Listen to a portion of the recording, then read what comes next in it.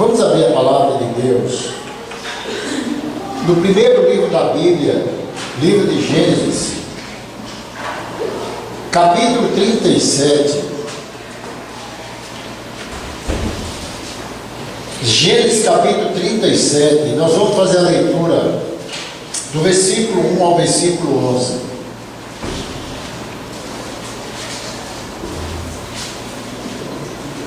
Diz assim a palavra de Deus, Gênesis capítulo 37, versículo de 1 a 11. Habitou Jacó na terra das peregrinações de seu pai, na terra de Canaã. Esta é a história de Jacó. Tendo José 17 anos, apacentava os rebanhos com seus irmãos. Sendo ainda jovem, acompanhava os filhos de Zilpa e os filhos de Zilpa, mulheres de seu pai. Trazia más notícias ao seu pai. Ora, Israel amava mais a José que a todos os seus filhos, porque era filho da sua velhice, e fez uma túnica talar de mangas compridas.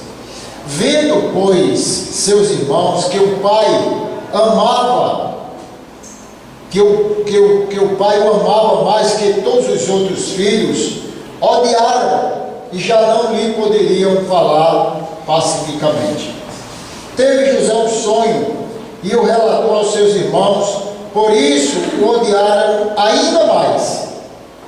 Pois lhe disse: rogo-vos, ouve este sonho que tive.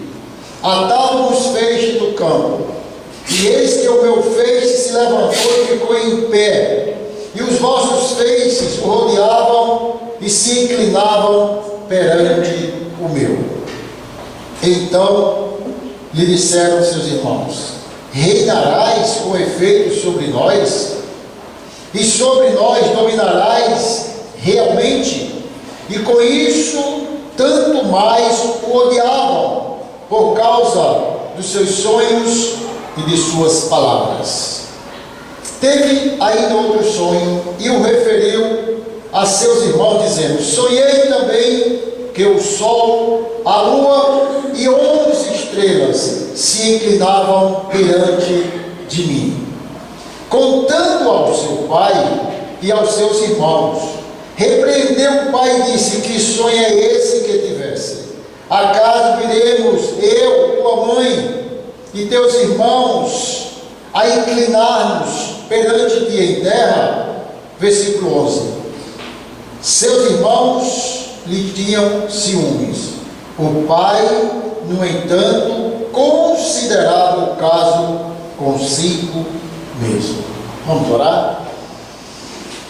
Pai, obrigado pela sua palavra lida.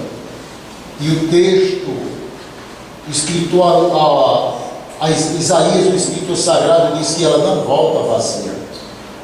Pai, fala conosco nesta noite, através da sua palavra, em nome de Jesus. Amém. Estamos começando o mês de maio. Maio é muito conhecido pelo mês da família, mês do lar. E sempre nós aproveitamos o mês de maio também para pregar alguns sermões voltados para a família, evidentemente baseado em experiências de famílias da palavra de Deus, relatos que podem trazer para nós algumas lições e também aplicações. Então quero dizer que este mês nós estaremos falando sobre família. É um tema muito importante. E por que não dizer, o mito da família perfeita? Não tem uma família perfeita. E se você ouvir vários sermões sobre família, amanhã você vai precisar de ouvir mais. Porque sempre vamos precisar de ouvir algo sobre a família.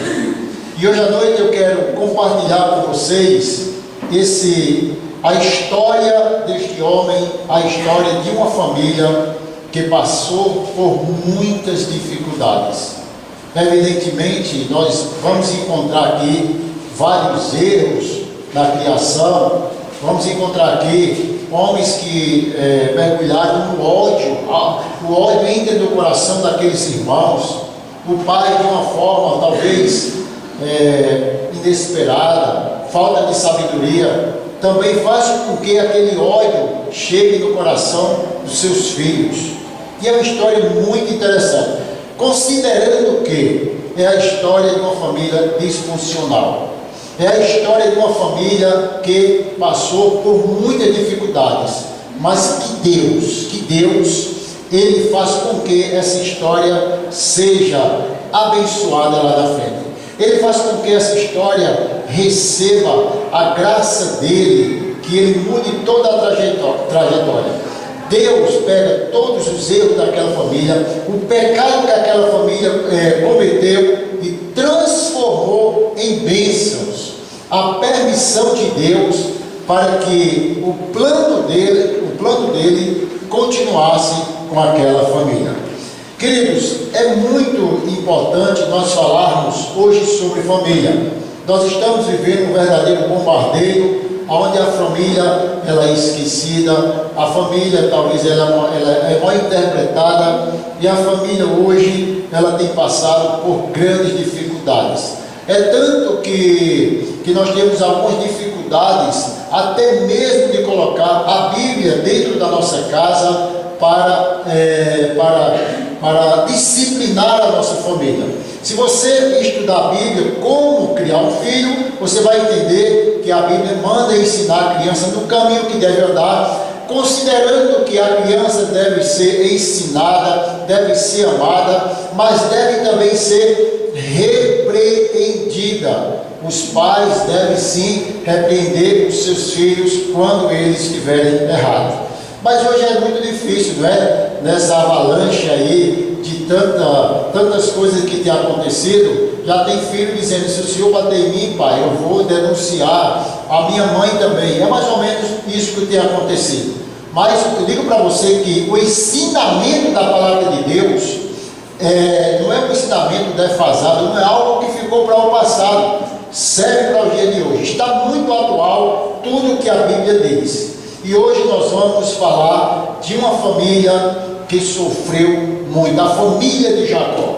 Jacó, aquele homem que Deus muda o nome dele, quando ele tinha esse nome porque era conhecido como trapaceiro, enganador, e Deus agora tira o nome de Jacó e diz: seu nome agora vai ser Israel, campeão com Deus. Era a vida que ele tinha, e a vida que ele tinha era uma vida totalmente desmantelada, uma vida que não tinha nenhum temor a Deus. E Deus ali troca o nome daquele homem chamado Jacó.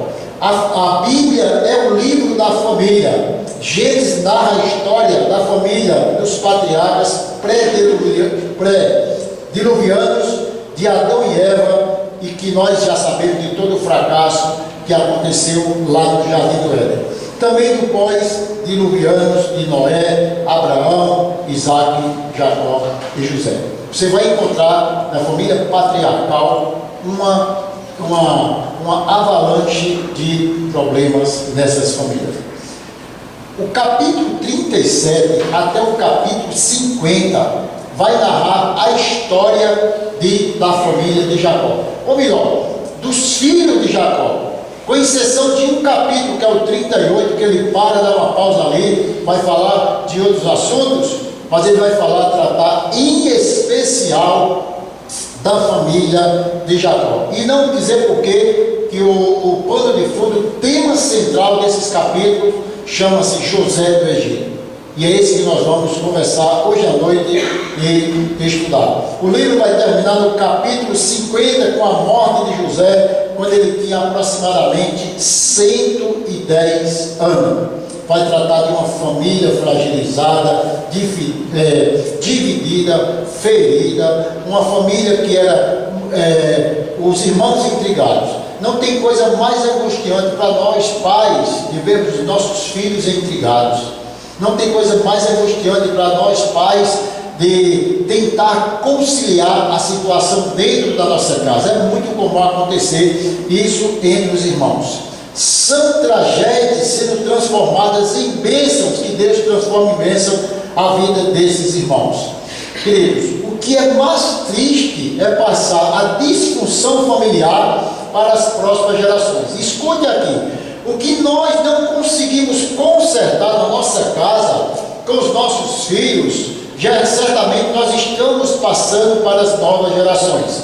Se você não consegue colocar a sua família no altar de Deus, você não consegue mostrar ali a disciplina de Deus, o que Deus manda para a família, é muito comum isso ser passado para as novas gerações. Para o seu filho, você vai passar aquilo que você está ensinando para ele. E os erros, eles continuaram desde de Adão e Eva, na família de Abraão, de Isaac, de Jacó e assim por diante. A responsabilidade dos pais, elas não podem ser negligenciadas. Dos pais, pai e mãe e também do pai. É muito interessante nós pensarmos um pouco como nós estamos conduzindo a nossa família. Como é que nós estamos conduzindo o nosso relacionamento, a nossa esposa, o esposo, como nós estamos conduzindo os nossos filhos, ou talvez nós estamos deixando para que alguém exerça autoridade, coloque os filhos na criança e dá toda a responsabilidade à escola. Um escritor e sociólogo americano, George F. Gilder, estudando a sociedade atual, ele fez um estudo de que quando o homem não é responsável por sua família, olha aqui, homens, ele canaliza a sua agressividade sexual contra a própria sociedade. No estudo feito por ele, uma pesquisa falando da negligência do homem. Nós vamos falar dos pais, falar de como nós devemos cuidar para não negligenciarmos o nosso papel de pai e o nosso papel de mãe. E ele diz assim, ele chegou a alguns números interessantes e preocupantes. Quando o papel dos pais ou do pai, ele é negligenciado. E ele faz um levantamento e diz assim, 90% dos crimes violentos são cometidos por homens. Ele começa a falar que aquela negligência dentro de casa, ela é canalizada, a sua agressividade sexual contra a própria sociedade. 95% dos assaltos às casas são cometidos por homens. 90% de motoristas embriagados são homens. 70% de suicídios são cometidos por homens. Ele começa a fazer uma ligação da negligência do pai de família. E ele chega exatamente a essa conclusão. 70% dos suicídios são cometidos por homens. 100% dos estupros são cometidos por homens. 90% da violência contra a família e mulher, homens. De 80% a 90% de todas as patologias sociais, vícios de droga, prostituições, doenças sexuais, são culpa dos homens. Ele fala assim, é fato de que hoje o homem procria e desaparece, perde o seu papel. Ao ferir a masculinidade, o homem devolve essa violência contra a cultura que o rejeitou. Como ele fala da negligência, como nós pagamos pelos nossos erros, como pai de família, como homem, como marido. E a Bíblia é um livro que não esconde. A Bíblia é um livro que fala de famílias que foram destruídas, aonde entra essa negligência. Começa lá em Abraão, quando ele deixa Sara tomar a rédea da casa, decidiu o que tem que se fazer, onde Deus prometeu para ele um herdeiro. E Sara disse, não, vamos dar um jeitinho, vamos fazer mais ou menos dessa maneira. E nós vamos falar hoje da história desse homem chamado José do Egito. Quem era José? José, ele era o 12º filho de Jacó, da 4ª geração da semente de Abraão. A história já tinha andado há muitos anos. Era o primogênito de Jacó com Raquel. Meus irmãos, a história dele é dividida entre humilhação e exaltação. Eu só quero falar para vocês que tudo o que aconteceu com essa família, mesmo sabendo que o homem é responsável pelos seus erros, e também entendendo a soberana vontade de Deus, tudo estava aqui planejado pelo Senhor. Isso também não isenta a nossa responsabilidade. Dizer, aconteceu porque Deus tinha o melhor para a minha família. Não, devemos ter muito cuidado, apesar de Deus ter permitido tudo isso com o propósito de restaurar, de conservar a família patriarcal. Veja só, o governo de José sobre o Egito salva o mundo. Ele é uma tipologia de Cristo na Bíblia. Por quê? Amado pelo Pai, invejado pelos irmãos, vendido por 20 moedas de prata, Jesus por 30 moedas de prata, desceu do Egito em tempo de prova, perseguido injustamente, abandonado pelo amigo, exaltado depois da aflição, salvador do seu povo, que Deus prepara José para salvar toda a sua nação, principalmente os seus familiares. E o que é mais importante, perdeu a liberdade, mas não perdeu a dignidade. Foi um homem que não negociou com o pecado, foi um homem que teve as suas culpas também. Vamos estar falando daqui a alguns minutos como esse homem, ele enfrentou toda essa situação. O livro de Gênesis, ou esse capítulo aqui, ele vai apresentar uma série de dois. Os sonhos foram dois, os sonhos de José, os sonhos do carcereiro, o sonho de Faraó, tudo aí para atestar a providência de Deus. Mas eu quero falar para vocês que houve um programa de treinamento para aquela família. Deus precisou treinar a família de Jacó.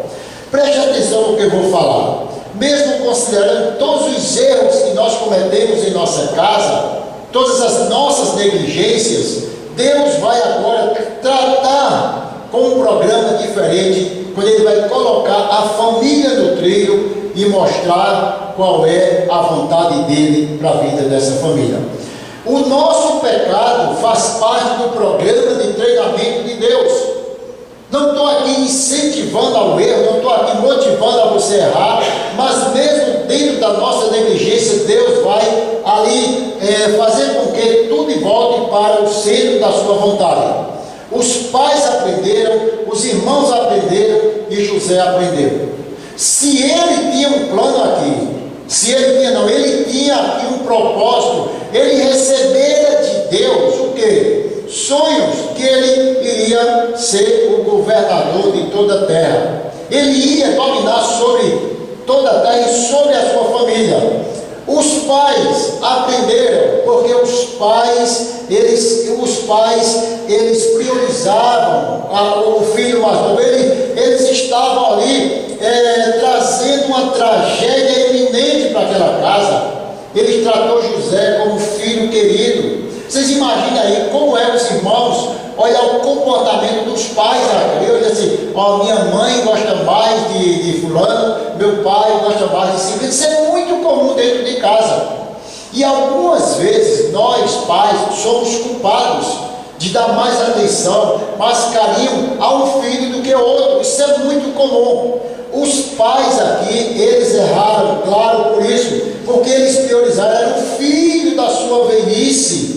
Era aquele filho que ele até dava coisas melhores. A túnica era de quem? Era de José. José era aquele homem que o pai mandava ir, vá saber como estão os seus irmãos. Eu fico pensando, por que é que José ficava em casa, os seus irmãos iam cuidar do rebanho, e aquele rapaz, doutor Jair, ele não fazia nada. E o pai agora dizia, vá lá buscar informação. Ele era chamado numa linguagem X9, né? O informante, aquele que queria trazer informação para o pai. E era esse pai que transferia essa responsabilidade para esse filho, que era o seu filho predileto, o seu filho do coração. E isso fez com que o ódio acendesse, o ódio chegasse no coração dos seus irmãos. Se Deus prometera que José ia ser o governador do Egito, ia liderar, ia governar sobre a sua casa, evidentemente, Marta, precisava-se de um treinamento de Deus. E aqui nós entendemos que os irmãos não estavam prontos para receber aquele outro irmão como um governador. Imagine um clima pesado dentro de casa, intrigados, o ódio no coração, eles tentando a todo instante, querendo matar, querendo destruir, fizeram até com que eles se vendessem e fossem embora para o Egito. Os pais precisavam aprender a não priorizar o seu filho, porque era uma tragédia anunciada. Os irmãos precisavam reconhecer José como aquele líder, jamais eles poderiam reconhecer. Teria que ter um trabalhar de Deus, teria que ter um caminho de Deus para que esses irmãos pudessem receber o seu irmão como líder. É muito difícil. O que é que eu tenho, o que é que ele tem melhor do que eu? O que é que ele tem de melhor que eu não tenho? São essas as perguntas pertinentes. E José?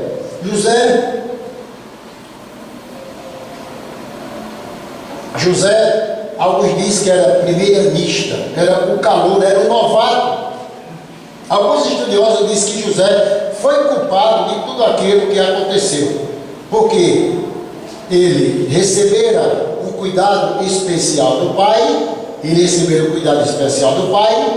por cima de tudo, ele tinha, os seus sonhos vindo da parte de Deus, e ele cai da besteira de contar os sonhos da maior alegria para os seus irmãos, sabendo que os irmãos não queriam saber de nada dele. E aqui José, ele começa a contar os seus sonhos. Cada sonho que ele contava só gerava ódio no coração daqueles irmãos. A pergunta que fica para nós, olha aqui comigo, a pergunta que fica aqui para nós: aonde estava a autoridade do pai? Aonde estava a sabedoria do pai para conduzir essa situação? E nós vamos entender que o pai fez muito pouco para que essa situação ela fosse acalmada. O pai Nazareno, ele fez muito pouco para que os irmãos não odiassem José do Egito. E aqui a gente vai ver que ele realmente, alguém diz que José não estava preparado para governar, os irmãos não estavam preparados para ser governado por José, o pai também não estava preparado, e todos, a família entra na escola de Deus para aprender o que Deus tinha preparado para aquela família. E o texto diz assim, no versículo 2, esta é a história de Jacó. Tendo José 17 anos, apacentava os rebanhos com seus irmãos, sendo ainda jovem, acompanhava os filhos de Bila e os filhos de Zipo, mulher de seu pai. Olha, trazia más notícias dele para o seu pai.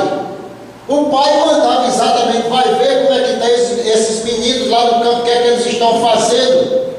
E aqui, gente, começa um caos no relacionamento, começa agora a tristeza, eles começam agora uma desavença. Porque José era bisbilhoteiro dos seus irmãos, era aquele que trazia as informações.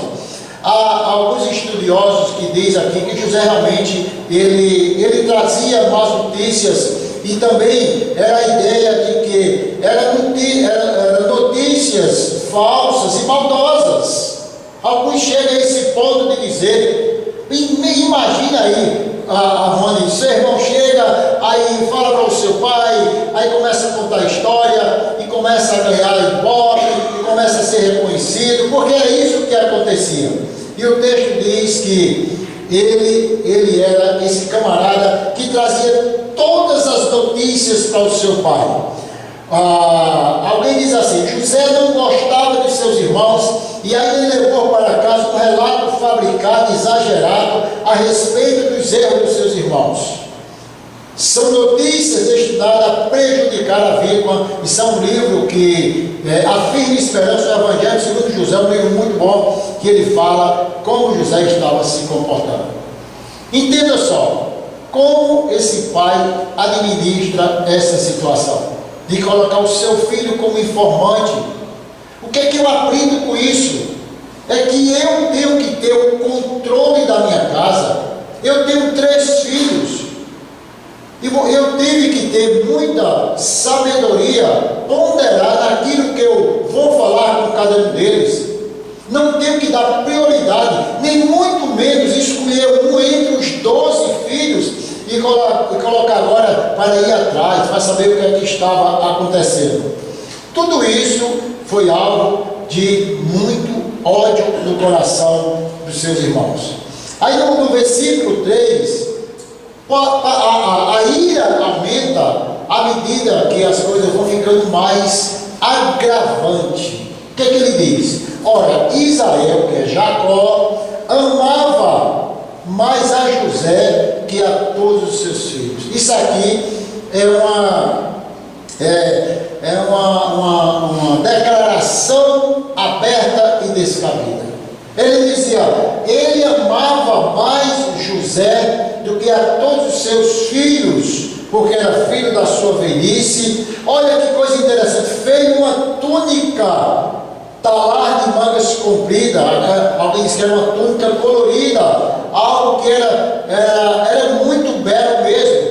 Parecia um reconhecimento pelo trabalho que o filho fazia. Quando ele chegava do campo, ele trazia as notícias dos seus irmãos, aí ele era recompensado com aquela bela túnica e dava para o filho.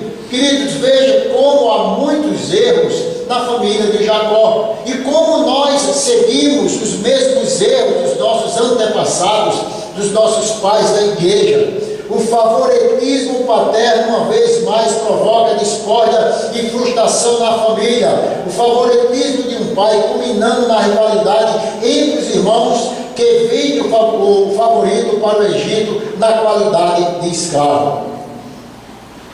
Eles chegavam e diziam, pai, está acontecendo isso, isso e isso. Os irmãos começavam a observar que o amor é diferente. Não é? É muito comum, já falei isso aqui, os filhos falarem, né? Meu pai gosta mais de Robertinho, né? Mais de Renata, e talvez de um, e outra mais ou menos dessa maneira. Para quem tem um filho ainda está muito tranquilo, mas já vai chegar mais outros filhos, mas também serve para nossa aplicação. É um assunto muito grave, que eles, mais do que todos os filhos. Alguém disse que era um amor idólatra por Jacó. Era uma idolatria, alguém disse que era uma idolatria. É o filho da minha velhice. É tanto que quando José foi vendido, ou melhor, isso quando foi vendido, os irmãos armam uma mentira, matam um animal, molham a roupa dele, vamos levar para casa para dizer que o animal matou ele, e ele coloca, isso aqui é do meu filho José. Ele se recusa a ser consolado, ele não queria conversa com ninguém. É como se o mundo tivesse acabado, porque o filho na cabeça dele tinha ido embora, tinha morrido. É como se todos os filhos não valessem nada para ele, somente aquele filho. E ali ele foi embora. A recompensa era descarada e descabida. Fez uma túnica. Jacó proclamou o seu afeto por ele, vestido de maneira mais elegante, dando mais ênfase ao seu filho. Aí no versículo 4, olha o que acontece.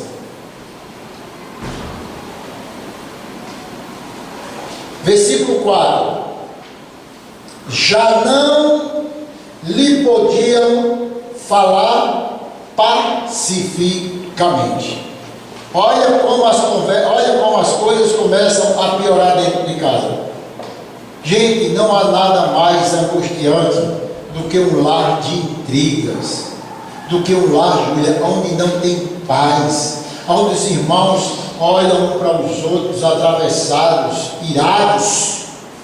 E aqui ele diz, acabou toda aquela paz que havia dentro de casa, por causa de sabedoria dos pais. Ele já não podia falar pacificamente, e havia um motivo para isso. Era um motivo muito sério. Quando eles chegavam o lar não tinha paz. Como nós lutamos para que o nosso lar tenha paz? O que acontece é que as coisas só pioraram. Por quê? O relatório que José levava para o seu pai, as vestes reais como recompensa e, além de tudo, os sonhos. Não dá para viver dentro de uma casa dessa maneira. Não é verdade? Aonde há uma preferência muito grande. No versículo 5, José começa agora a contar os sonhos. Teve um sonho e o relatou aos seus irmãos. Por isso odiaram cada vez mais. Se o pai estava ali dando prioridade, se o pai estava dando toda a ênfase aos filhos, a José, de que monitorasse os seus filhos, agora a situação piora, porque não era o pai, não era a mãe, era o próprio Deus que estava agora trazendo uma palavra, um sonho de revelação para José, de que ele iria governar o Egito. Ele recebe aqueles sonhos e, cheio de muita alegria, acredito, vai contar aos seus irmãos. Mas se o clima já estava pesado, se a situação estava complicada, precisamos ponderar, precisamos pensar um pouco nas palavras que vamos falar dentro da nossa casa.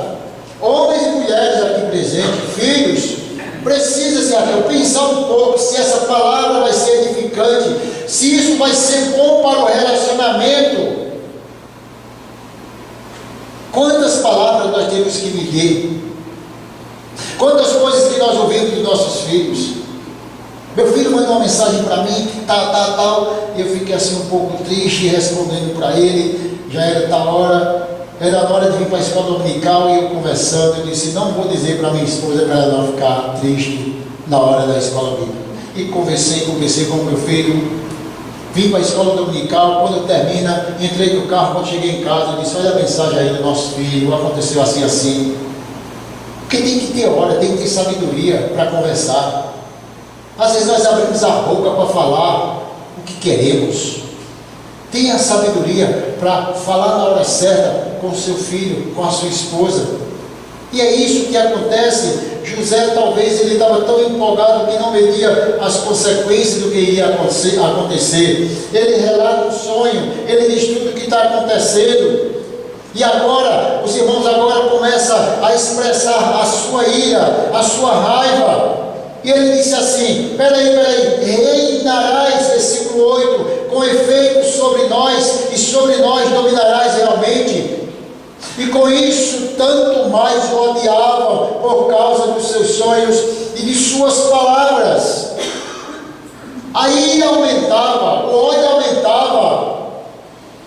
Era para ter um pouco de prudência, mesmo entendendo que ali estava o plano de Deus, o propósito de Deus para aquela família.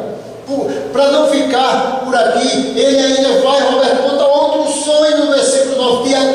Teve ainda outro sonho, e o referiu aos seus irmãos, dizendo: sonhei também que o sol, a lua, 11 estrelas se inclinavam para mim. O que é que nós aprendemos com isso?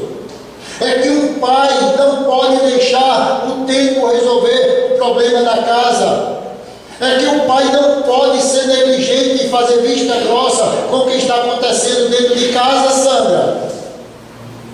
Já aconselhei muitos casais aqui no meu gabinete, e já ouvi da boca de pai dizer assim: pastor, eu não falo mais nada na minha casa, eu não disciplino mais o meu filho, eu não toco nele.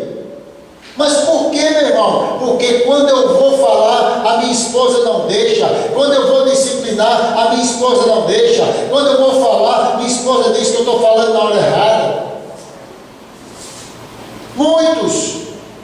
Eu já vi pais dizer assim: eu não digo mais nada com os meus filhos, eles vivam a vida deles. E acham que negligenciando vai resolver. Você está colocando a sua família em uma situação de risco quando deixa o tempo resolver, quando não coloca tudo no seu devido lugar.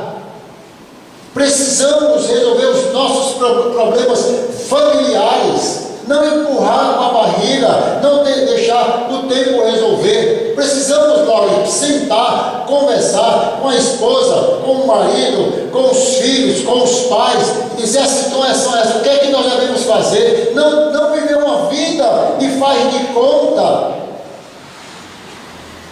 Esse pai, ele deixa o tempo resolver o que não era para resolver. Se cala.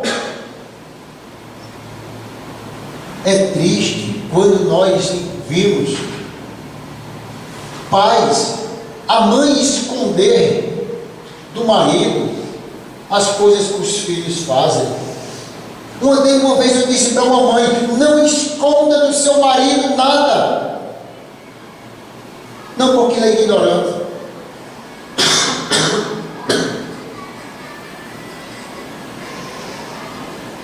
Não esconda nada.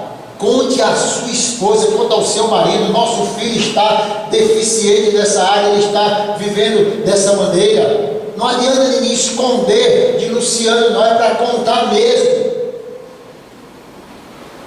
E aqui o pai se cala e ele deixa a situação à revelia. A imagem de um pai e de uma mãe que não repreende o filho. Não houve uma indagação sobre a situação dele. Quando o texto diz no versículo 11: seus irmãos lhe tinham ciúme. O pai, no entanto, considerava o caso consigo mesmo. O que é que a gente entende isso aqui, minha gente? É que ele guardava, é que ele não confrontava, é que ele não sentava para falar daquilo que estava acontecendo. O que foi que aconteceu, meu filho? Vamos conversar. E agora, do versículo 12 em diante, o problema não foi resolvido, considerando que tudo isso foi transformado em bênção para Deus dar continuidade à promessa que fizera lá no início aos patriarcas. E agora, esse homem, eu não entendo, presbítero Solon, eu queria entender o que foi que José ficou fazendo em casa, Sandra. E o pai disse: vá atrás dos seus irmãos. E ele diz aqui no versículo 14: vai agora e vê se vão bem os teus irmãos e o rebanho, e traze-me notícias. Assim o enviou, e enviou pelo vale de Hebron, e foi assim quem? Eu fico estudando esse texto e pensando, aonde José estava? Porque os irmãos foram, ele ficou em casa, Glauber. Eu queria entender essa situação. E o pai ainda está lá mostrando a sua preferência. Desculpa. E aqui ele manda o filho e agora, começa agora a se encaixar toda aquela trama, todo aquele ódio que ele sentia contra o seu irmão. E quando eles vão embora, vai embora, no versículo 18, de longe viram, e antes que chegasse, conspiraram contra ele para matar. Um dizia, lá vem o tal sonhador, vamos ver o que é que vai acontecer com esses sonhos. Queridos, nós precisamos parar e pensar um pouco como nós estamos administrando a nossa família, a nossa casa, os nossos filhos. E você está pensando, Cláudio, quando Pedro ficar grande e casar, você vai ficar livre? Não, a responsabilidade é a mesma. O Senhor sabe disso, que tem filhos casados, você sabe disso. Eu tenho 3 filhos casados e pesa a responsabilidade. Mas um dia, eu de uma forma desavisada, disse: graças a Deus, esses filhos vão casar, vão me deixar livre, vão embora. Não, porque nós temos responsabilidade com eles, até mesmo casados. eles precisam dos nossos conselhos, das nossas orientações. E olhe que eles não querem ouvir muito os pais, não querem ouvir os pais, mas lá em casa vocês vão me ouvir, podem fazer o que quiser, mas a verdade eu vou dizer. Às vezes a minha esposa diz, tenha calma, vou ter calma, mas eu vou dizer a verdade, eu não posso deixar passar, é responsabilidade nossa. E aqui a Bíblia diz que eles começam agora investir contra a vida de José, e eles fazem toda aquela trama, pega aquele irmão, joga dentro de uma cisterna cheia de lama para morrer ali, e um dos irmãos disse, não vamos fazer isso, mas ele não disse aquilo só porque tinha misericórdia, porque queria salvar, não foi isso. E eles tiram aquele rapaz, vendem e vai embora para o Egito. Você sabe a que conclusão eu chego nessa família? É como pode, escute aqui que eu vou falar, como é que pode uma família conviver 20 anos sendo enganada? Como é que um pai foi enganado pelos filhos durante quase 20 anos? Disse que o filho morreu. Precisamos ter muito cuidado para não acharmos que a nossa mentira ela vai dar um paliativo, vai talvez amenizar a situação. Mas além eu fico pensando como é que esse pai foi enganado pelos filhos, como é esse relacionamento de pai e filho que não tem transparência. Esse relacionamento de uns filhos que enganam o pai e ainda acham que estão certos. Mas para a glória de Deus, o Senhor lá na frente mostrou toda essa tramóia e mostrou o plano dele na vida de Jacó. E quando eles pegam, vendem, e José foi embora para o Egito. A lição que nós tiramos desse texto é de que não podemos negligenciar o nosso papel. Pai, mãe, filho, qualquer membro da família, se negligenciar, certamente, ou talvez, teremos uma tragédia iminente. Como nós estamos tratando com a nossa família? José, Deus transformou em bênção, mas foi uma família que viveu sob mentira. Não tem coisa mais angustiante do que uma família viver mentindo. O marido que não é sincero com a esposa que não é sincero com o marido, os filhos que não são sinceros, que não têm transparência. Como isso traz desgaste e lafite para nós, como isso traz angústia e não vê sinceridade no coração dos membros da nossa família. E eu concluo essa mensagem dizendo: devemos ter cuidado para não negligenciarmos o nosso papel de pai, de mãe, de filho e de qualquer membro da família. Amém? Que Deus nos abençoe. Amém. Vamos orar? Pai, agradecemos a noite deste dia. Obrigado, Deus, pela nossa família. Obrigado, Senhor, porque a Tua palavra diz que o Senhor transformou essa família, que o Senhor resgatou a união desta casa, a comunhão, e trouxe paz e alegria para este lar, Pai. Que haja sinceridade dentro da nossa casa. Que haja, Deus, transparência nos nossos relacionamentos. Em nome de Jesus. Amém. Deus abençoe.